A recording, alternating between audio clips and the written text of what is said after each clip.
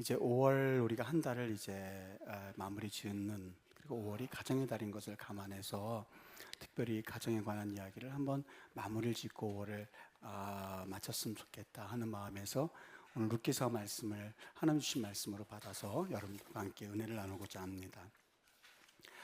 제가 항상 일주일에 최소한 한 번씩은 제 스스로 이렇게 묻습니다.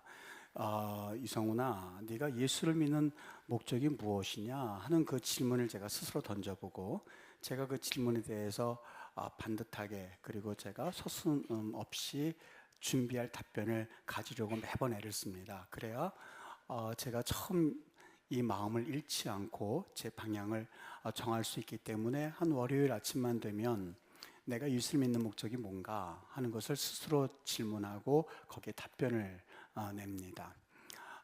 그런데 그 답변 가운데 정말 복받기 위함이다 하는 이야기를 지울 수 없다는 것을 이번 주에 또 한번 깨달았습니다. 물론 예수 믿는 것이 바로 이 구원을 얻기 위함이다 라고 하는 것은 정말 우리가 틀림없는 답변이긴 합니다만, 성경적 답변입니다만, 사실 구원도 따지고 보면 하늘에서 주시는, 우리 하나님이 주시는 복인 것을 감안해서 볼 때에 내가 복받기 위해서 예수 믿는다 라고 하는 말이 그리 틀리지는 않구나 하는 생각을 해볼 수 있었습니다. 여러분, 예수 믿으면 복 받습니다. 아니, 예수를 잘 믿을 때에 정말 세상에서 받는 복도 저는 받는 것을 믿습니다. 목사님, 기복적인 신앙입니까? 라고 물을 때에 물론 저는 기복적인 신앙을 추구하지는 않습니다. 다만 하나님께서는 성경을 볼 때에 어떻게든지 간에 이 친구 복을 받게 해주려고, 네가 잘하면 천대까지 복을 받는다라는 말씀을 통하여서 우리가 복을 받으면서 살아가기를 원하시는 하나님입니다. 마치 부모님이 자녀가 어떻게든지 잘 됐으면 좋겠다 하는 마음을 가진 것처럼 하나님이 우리에게 복을 주시기를 원하시는 하나님이시다. 그리고 그 복을 이 땅에서 받아야 우리가 잘 살 수 있다 하는 그러한 사실을 저는 믿습니다. 물론 우리의 수고한 대로, 우리가 노력한 대로 얻을 수 있는 것들도 많습니다. 그런데 우리의 삶은 우리가 수고한 대로, 우리가 노력한 것만 가지고 살기에는 충분하지가 않습니다. 우리의 능력이 우리의 삶을 감당할 만큼 그렇게 충분하지 못하기 때문에 그렇습니다. 주님께서 우리에게 물론 집을 지을 수 있는 능력도 주셨고 또 집을 세울 수 있는 힘도 주셨습니다. 그런데 여호와께서 집을 지키지 아니하시면, 성을 지키지 아니하시면, 우리가 우리의 노력으로 성을 쌓고 우리의 힘대로 성을 쌓아도 그 성을 지킬 수 없습니다 하는 말을 감안해 볼 때에, 우리가 그런 능력이 있다 한다 할지라도 하나님의 능력으로 사는 것이 얼마나 중요한가 하는 것을 성경을 통해서 깨달을 수가 있습니다. 정말 하나님이 주시는 복을 가지고 살 때 비로소 우리는 참 행복을 누릴 수가 있겠지요. 성경에 보면 우리 이 하나님이 주시는 복과는 전혀 상관이 없을 법한 그 어떤 한 여인이 정말 복을 얻어 누리고 정말 그 복을 경험하여서 복을 누리는 사람을 오늘 여러분에게 소개하려고 합니다. 바로 나오미라고 하는 여인입니다. 오늘 성경에 보면 이 엘리멜렉이라고 하는 가정, 그리고 그 부인은 이 나오미라고 하는 그 가정이 나오는데 참 단란하고 아름다운 가정이었던 것 같습니다. 아들 2명과 함께 사는 이 가정이었는데, 이들의 삶의 자리가 이스라엘에서 모압 땅, 이방 땅으로 건너갑니다. 이스라엘 백성들은 아시죠? 그 이스라엘 땅이 그냥 땅이 아니라 하나님께서 자신들에게 주신 특별한 약속의 땅이라는 것을 알고 있기 때문에 그 땅을 떠나는 것을 사실 그들은 절대 원하지 않습니다. 그런데 인생이 어떻게 내가 원하는 대로만 흘러가겠습니까? 내가 계획하는 대로만 흘러가겠습니까? 뜻하지 않게 그 가정이 흉년을 맞아서 흉년이 찾아오게 되었고, 그들은 살기 위해서 모압으로 건너가게 됩니다. 다시 말해서 예상치 않았었던 어떤 일이 생겨나게 되었고, 엘리멜렉의 가정은 해외로 내몰리게끔 되었습니다. 설상가상으로 살아보기 위해서 건너갔던 그 땅 가운데에 이 나오미가 2개의 부고장을 받게 되는데, 하나는 자신이 그토록 사랑했었던 남편이 죽었다는 부고장을 받게 되었고, 또 하나는 2 아들이 죽었다고 하는 부고장을 받게 됩니다. 그야말로 한순간에 과부가 되고야 말았던 겁니다. 이제 그 여인에게 남은 것은 2명의 며느리, 하나는 오르바, 2번째는 룻이라고 하는 며느리만 남았을 뿐, 그녀에게는 남은 것이 아무것도 없었습니다. 이 나오미의 상황이 어땠을까라고 생각하고 가만히 뜯어보니까 이 나오미의 상황이 참 기가 막힙니다. 첫 번째, 그 고대 근동에서 유대인들은요 항상 기도하는 제목이 있었는데, 여러분 여성들은 용서하시고 들으십시오. 하나님, 내가 여자로 태어나지 않고 남자로 태어난 것을 감사합니다. 아침에 일어나자마자 세 가지 기도를 하였는데, 첫 번째 기도가 하나님, 나 남자가 돼서 정말 감사합니다 한 기도 제목을 했을 만큼, 그 당시 여인이라고 하는 것은 그 사회의 차별의 대상 1순위와 같은 존재였습니다. 그 여인이 여자였었죠. 여자 중에서도 그래도 좀 힘이 있고 젊으면 그나마 좀 뭔가 살아갈 만합니다만은, 나오미는 젊음이 아닌 노년의 인생이었었습니다. 그 중에서 과부라고 하지만, 그 여인이 과부라고 하지만 그래도 돈이 있으면 나름대로 행사를 할 수가 있습니다만, 그 나오미는 부자가 아닌 가난한 과부였었습니다. 여러분, 과부 중에서도 그래도 자식이 있으면 뭔가 그래도 의지할 대상이 되거든요. 근데 이 나오미는 과부였을 뿐만이 아니라, 늙었을 뿐만이 아니라 자식이 없는 사람이었습니다. 왜냐하면 2명의 아들이 죽었기 때문에 그렇습니다. 결론적으로 한번 우리가 정리해서 말하면, 그 여인은 이스라엘 땅이 아닌 타국 이방 땅에서 객이 되었고, 자식이 없었고, 가난하고 늙은 노년의 인생을 살 수밖에 없었던 과부였었던 겁니다. 여러분, 성경에서 가장 힘들고 어려웠었던 남자 한 명을 찾으라고 한다면 누구를 찾을 수가 있겠죠? 바로 욥을 찾을 수 있을 겁니다. 만일 인생에 있어서 가장 어두운 시기, 힘든 시간을 보냈었던 여인 한 명을 찾으라고 한다면 저는 서슴지 않고 이 나오미라고 하는 인생을 들 겁니다. 아마 이 나오미에게 남은 것은 아무것도 남지 않았습니다. 자신에게 유일하게 남은 2 이방인 며느리를 향하여서 이제 어떻게 보면 건사할 능력도 없다는 것을 깨달았던 나오미가 이 며느리에게 너희들 각각 네 집으로 돌아가라 라고 명령하는 것은 어떻게 보면 당연한, 마지막 그녀가 줄 수 있는 하나의 선물이라고 할 수 있는 것을 그 여인, 그 2명의 며느리에게 나누어 줍니다. 여러분, 이 나오미가 이런 이야기를 했을 때에 2 여인, 2 며느리의 반응이 각각 제각각입니다.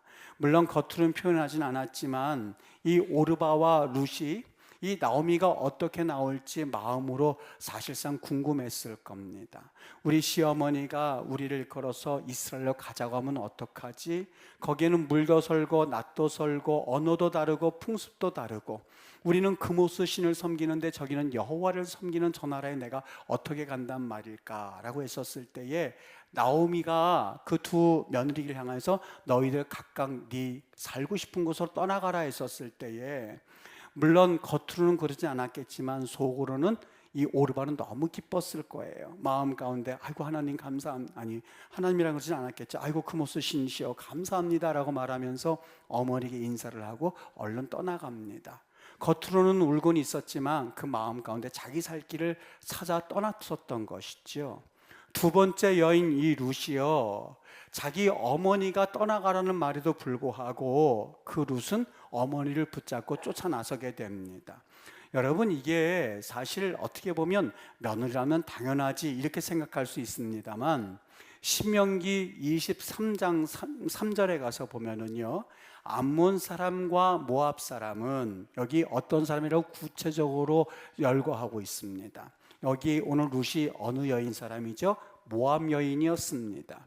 암몬 사람과 모압 사람은 여호와의 총회에 들어오지 못하리니 그들에게 속한 자는 10대뿐 아니라 영원히, 그들에게 속한 자는 10대뿐만 아니라 영원히 여호와의 총회에 들어오지 못할 것이라는 못을 박아놓은 무시무시한 그들의 율법이 있었음에도 불구하고 그 율법을 모를 리 없었던 룻이 어머니를 향해서 쫓아 들어가는 이런 무모한 모험을 감행합니다. 여러분, 현대인들의 시각에서 봤을 때도 마찬가지겠지만 그 당시 시각으로 봤을 때의 룻이 자기의 시어머니 나오미를 향해서 쫓아간다라고 하는 것은 무모한 행위에 불과했습니다. 바보 같은 행위였습니다.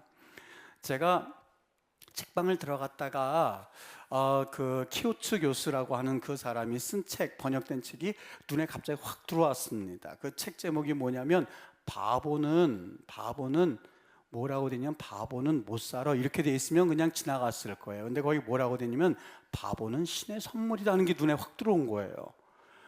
아니 똑똑한 사람 두뇌가 신의 선물이다 그랬으면 모를 텐데 바보는 신의 선물이라는 이야기가 갑자기 마음에 확 와닿은 거예요. 왜냐하면 우리 모두 느끼는 것처럼 우리는 뭐 여러분들이야 좀 다르실 수 있겠습니다. 저는 항상 똑똑하다고 여본 적이 없었거든요. 뭔가 좀 항상 부족한데 하는 걸 느꼈는데 바보가 신의 선물이라는 말이 갑자기 마음에 와닿기 시작한 거예요. 그래서 이게 무슨 내용인가 하고 자꾸선 얼른 훑어봤습니다. 그런데 여기에 여러분 어떤 내용이 들어가 있었냐면요, 이런 내용입니다. 간략해서 말씀드리면 세상이 굴러가는 이치가 있습니다. 그것은 세상에 바보가 있기 때문입니다. 바보는 큰 이익은 물론이요, 작은 이익을 항상 놓치고 살아갑니다. 왜냐하면 그 바보는 어리숙해 보일 만큼 때로는 너무 정직합니다. 때로는 사람들로부터 고지식하다는 말을 들으면서도 굴러가는 사람입니다.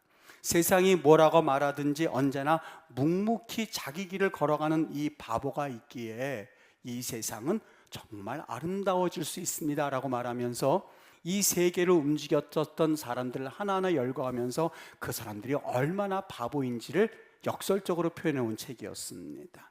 정답이나 선다형 문제를 잘 푸는 똑똑한 사람은 아니지만 또한 작은 이익, 큰 이익 할 것 없이 거기에 초점을 기울여서 인생에 초점을 맞추는 사람은 아니지만 그 바보는 머리 회전이 빨라서 자기 앞가림을 잘하는 사람은 아니지만 모든 이익을 놓치면서 살아가는 사람이지만 세상에 신이 있다면 그 바보를 통해서 이 세계가 굴러가도록 만드는 신의 선물이라는 것이 그 책의 내용이었습니다.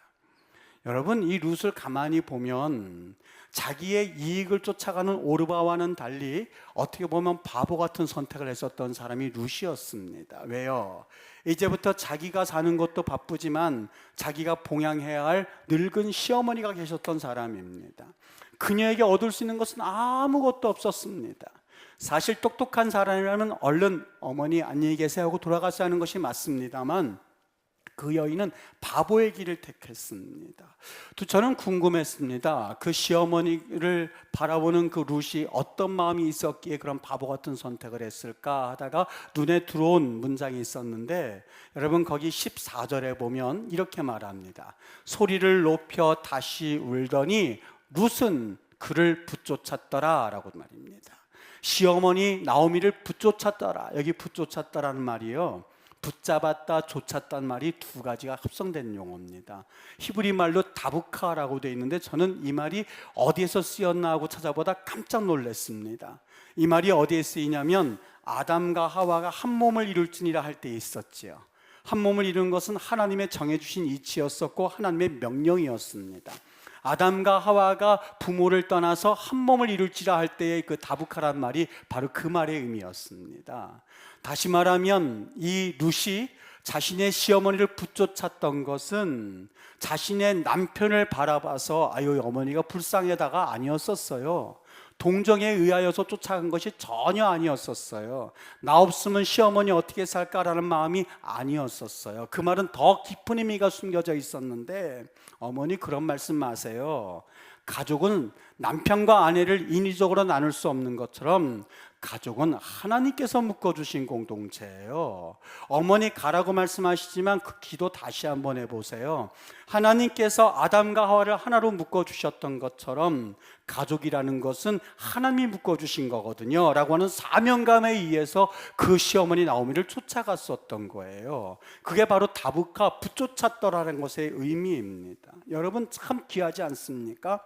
피를 나누지는 않았습니다만, 그리고 어떤 혈연 공동체는 아니었었습니다만 가족이라고 하는 패밀리라고 하는 그 의미를 그 룻은 정확하게 알고 있었고, 내가 언어도 다르고 그리고 내가 문화도 다르고 당신이 섬기는 신도 다르지만 어머니의 하나님이 나의 하나님이 될 것이고 어머니의 땅이 나의 땅이 될 것이고 어머니의 민족이 나의 민족이 될 것이며 이 가족이라고 하는 테두리는 이 모든 것을 이기고도 남을 힘이 있기 때문에 내가 이제부터 어머니를 붙쫓았더라, 어머니와 함께 하나님께서 허락하신 가정을 지키겠습니다는 의미가 그 안에 숨겨져 있었던 거예요. 전 보면서 참 갸륵하다. 이방년이었던 이 모압 여인이 어떻게 이런 하나님을 알게 되었을까 생각하다가 너무 놀라운 사실 하나 또 발견했는데, 여러분 그 다음 구절을 보면은요, 룻기 1장에 보면 이 룻이 하는 말을 가만히 들어보십시오. 제가 다른 구절보다도 여기 8절 말씀 읽어드릴게요. 나오미가 두 며느리에게 이르되 너희는 각기 너희 어머니의 집으로 돌아가거라. 너희가 죽은 자들과 나를 선대한 것 같이, 여기 헤세드란 말을 씁니다. 선대 이브리 말이 헤세드입니다. 나를 헤세드한 것 같이 여호와께서 너희를 헤세드하시기를 원하노라. 그 말에 의하면요, 하나님의 사랑을 말합니다. 너희가 나를 선대한 것, 너희가 나를 하나님께서 자기 백성을 사랑한 것 같이 나를 그렇게 공경하였거늘 이제부터 가는데 나 두고 가면 너 이제 큰일 난다, 얼른 가버려라, 이렇게 말한 게 아니었었어요. 너희가 나를 선대한 것 같이 하나님께서 너를 지킬 것이다 라는 축복함으로 보내주는 룻이었었어요. 근데 이 축복이란, 이 사랑이란 말이 자그마치 1장에 8번 쓰여져 있습니다. 남편이 죽었어도 이거 왜 내 인생이 이렇지? 라고 말한 것이 아니라 하나님의 섭리가 있겠지요. 두 아들이 죽었을 때도 하나님께서 뜻이 있으시겠지요. 며느리가 이렇게 써도 하나님께서 너를 축복하실 거야. 하나님께서 너를 도와주실 거야.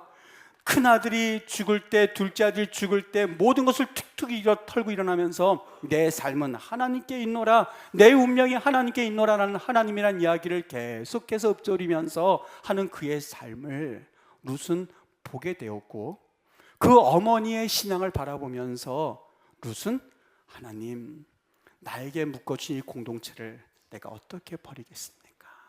믿음의 길을 걷겠다고 바보의 길을 택했던 것이 바로 이 룻의 결단의 원인이었었던 겁니다. 여러분, 오늘 이 말씀이 목사님 시어머니와 며느리 관계요? 아니요. 오늘 이것은 단순히 그 관계만을 말한 것이 아니었었어요. 하나님께서 우리 기독교가 어떤 가정을 이루어야 할지, 가정에 대한 가치관, 가정에 대한 데피니션, 정의를 말해주기 위한 구절이 바로 오늘 본문의 말씀입니다. 형제와 친척도 마찬가지고요, 부부와 부부도 마찬가지입니다. 우리는 이 시대의 가족관계를 너무 소홀하게 생각하고 쉽게 생각하는 경향의 시대에 살아가고 있습니다. 미국에서 있었던 일입니다. TV신문에 한 여인이 나와서 울면서 호소하는 사건이 있었는데 아들을 찾아달라는 사건이었었어요.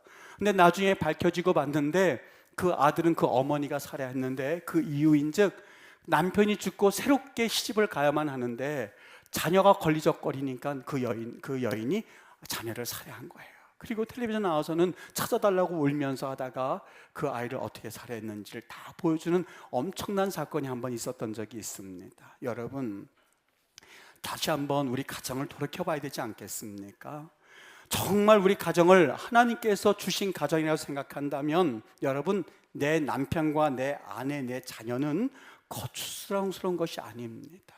하나님께서 우리를 축복하시기 위하여서 선물로 주신 하나님의 놀라운 은혜임을 알 때에 여기에 놀라운 우리 기독교의 가치관이 있습니다. 여러분, 기독교에서 항상 반복적으로 이야기하는 것이 있죠. 성령의 충만함을 받아라. 술 취하지 말아라. 이는 방탕한 것이니 성령의 충만함을 받으라고 말합니다. 그런데 그 다음에 이어지는 말씀이 우리를 마음에 감동을 줍니다. 성령 충만하여라. 그 다음에 이어지는 말씀이 부부간에 서로 사랑하여라. 부모를 공경하여라. 자식을 복음으로 잘 양육하여라. 여러분, 성령 충만이라고 하는 것은, 믿음이라고 하는 것은 산속에 홀로 들어가서 기도하다가 받는 믿음, 물론 그것도 믿음이겠지요. 그러나 그 믿음의 연속은 그것으로 이어지지 않습니다. 성령 충만이라고 하는 것은 산속에 들어가서 혼자 기도하는 것이라기보다는 하나님이 주신 가정 공동체 안에서 그 성령 충만이 은혜로 실현될 수 있는 것을 우리에게 에베소서장에서 가르쳐주고 있습니다. 룻을 볼 때에 룻은 참 바보였습니다. 큰 바보였습니다. 그러나 그 바보의 길을 걸어갔을 때 하나님께서 주신 축복이 이루 말할 수가 없습니다. 기억하시지요? 룻은 보아스를 만나게 되고 그 사이에서 오벳이라는 아들을 낳게 되고, 오벳이 후에는 이새라는 아들을 낳습니다. 이새는 누구의 아버지죠? 다윗의 아버지이고, 다윗에게서 누가 나와요? 예수 그리스도가 나타나지 않습니까? 여러분, 오늘날 현대 가정들이 몸살을 앓고 있습니다. 원망이 많고 불평이 많고 가정이 깨어지는 그러한 소리가 여기저기서 우후죽순처럼 들려오기 시작합니다. 그런데 아십니까? 굳이 에드워드 기본의 역사가의 말을 빌리지 않는다 한다 하더라도 로마 제국이 멸망한 것은 총칼로 멸망한 것이 아니라 가정이 무너짐에서부터 시작됐다는 사실을 말입니다. 목사님, 우리 가정은요, 제가 봤을 때 축복이 아니라 저주예요, 고통이에요, 이렇게 말하시는 분이 혹 있을 수 있습니다. 하나님께서 우리에게 가정을 주실 때에 고통의 가정을 주신 적이 없습니다. 만일 그 가정이 축복이 되지 못하고 고통이 되었다면 그것은 하나님 탓이 아니에요. 우리 모두에게 가정을 주셨는데 그 가정을 잘 가꾸지 못한 데 원인이 있습니다.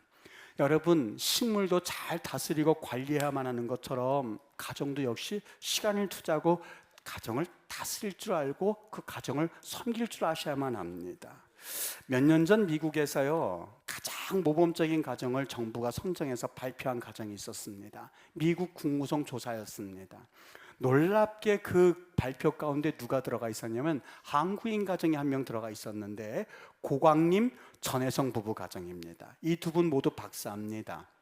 서울대학교 최연소 졸업을 해서 박사가 되어서 미국에 들어간 가정인데요, 이 박사학위를 가지고 있는 이분이 아내는 예일대학교 사회학 교수이고 남편은 또 다른 미국에 있는 대학교 교수인데요, 이 비결을 신문에서 하나하나 몰려와서 취재하기 시작했습니다. 관심을 끄는 이 고광님 또 전혜성 부부가 이야기한 것이 있는데 자기들은 새벽 식탁을 갖는답니다. 무슨 얘기냐면 이 고광님 교수가 롱아일랜드 대학의 교수로 있으면서 매일 3시 52분 기차를 탄다는 거예요. 가족과 밥을 먹을 시간이 단 한순간도 없었던 거예요.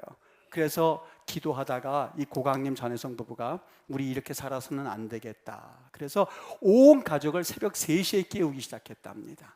3시에 깨워서 식탁에 앉혀놓고 하루를 기도하기 시작하는 거예요. 하나님, 이 자녀 하루 삶들을 하나님께서 지켜주세요. 식탁을 대합니다. 다시 또 저녁에 만날 때까지 하나님 보호해 주시고 여호와 하나님이 우리의 하나님이 되심을 고백하게 해주세요. 기도를 시작했답니다. 5명의 자녀가 있는데 모두 다 첫 번째 아이는 예일대학교, 두 번째 아이는 영국에 건너가서 옥스퍼드 대학교, 세 번째 아이는 하버드 대학교, 네 번째 아이는 캠브리지 대학교, 5번째 대학교에는 아직 나오진 않았는데요, 아마 5번째 아이도 잘 들어갔으라는 생각을 지울 수가 없었습니다. 여러분 어떻습니까? 내가 돈을 벌기 위해서는 시간을 투자하고 정열을 투자해야 하는 것처럼 여러분 가정을 위해서 제가 몇 가지 조언을 하겠습니다. 시간 내어서 식탁에 둘러앉아서 기도함으로 시작하십시오. 두 번째는요, 본을 보여주십시오. 어떤 본이요? 가정 예배 드리시면서 아내와 남편이 행복한 것을 보여주십시오. 여러분, 외식도 중요합니다만 자녀들은요, 부모를 보고 자라나게 됩니다. 만일 부모가 행복하게 사는 것을 보면 자녀들도 역시 아유, 나도 빨리 가서 나도 십장가 가야지 하는 마음을 가지게 된다는 거예요. 남편들 잘 들어보십시오. 가실 때, 출근하실 때 그냥 나가지 마시고 아내를 꼭 껴안고 키스를 신나게 해보십시오. 그러면 자녀들이 그 모습을 보면서 아유, 보기 싫어 하면서 빨리 나 십장가 가서 저 모습 보지 말아야지 하고서 얼른 십장가 갈 수가 있어요. 나 그냥 여러분, 남편과 아내가 매일 싸우고 불화하는 모습을 보면서 그 자녀들이 나도 빨리 십장가 가고 싶어 그런 마음 가질 수 있을까요? 아니요. 첫 번째, 여러분 사랑하면서 가정 예배 드리십시오. 목사님, 저희 가정 예배 드릴 형편이 안 됩니다. 일주일에 한 번도 좋습니다. 한 달에 한 번도 좋습니다. 자녀들 앉혀놓고 하나님 앞에 예배하십시오. 하나님을 찬양하십시오.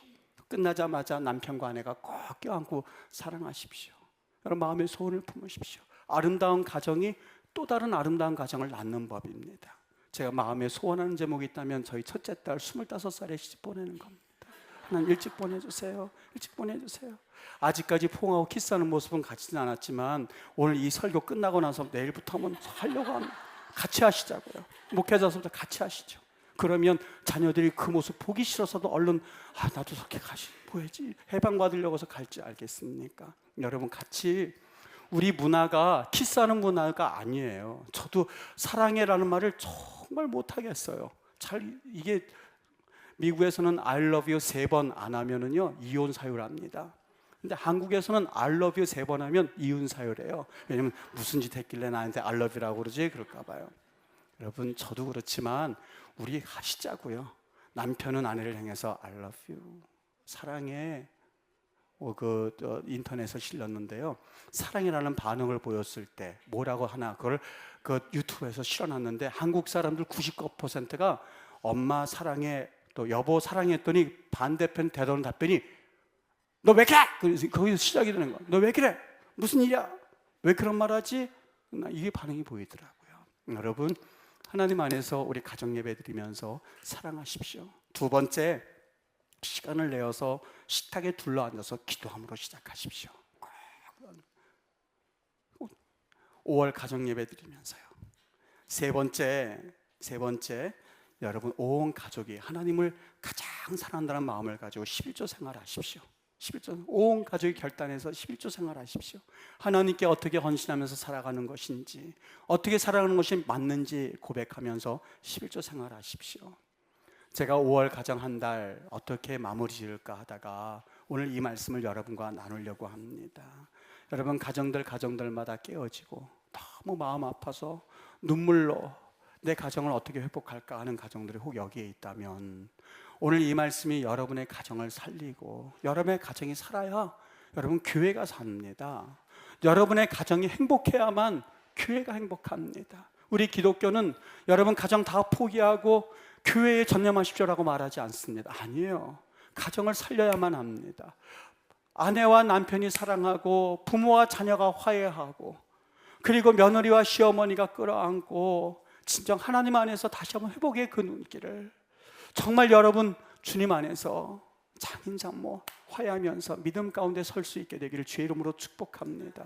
여러분 가정에 이런 훈훈한 훈풍이 불어서 정말 주님의 은혜 가운데 믿음이 충만한 가정, 성령이 충만한 가정 되어서 집을 나간 자녀들이 다시 한번 돌아오고, 가정을 등한시하는 남편, 아내가 다시 한번 주님 안에서 서로 화목한 복된 가정이 이루어져 정말 우리 임마누엘 교회가 건강한 가정들이 점점점 늘어가는 그런 놀라운 역사가 있게 되기를 예수님의 이름으로 간절히 축복합니다. 기도하겠습니다.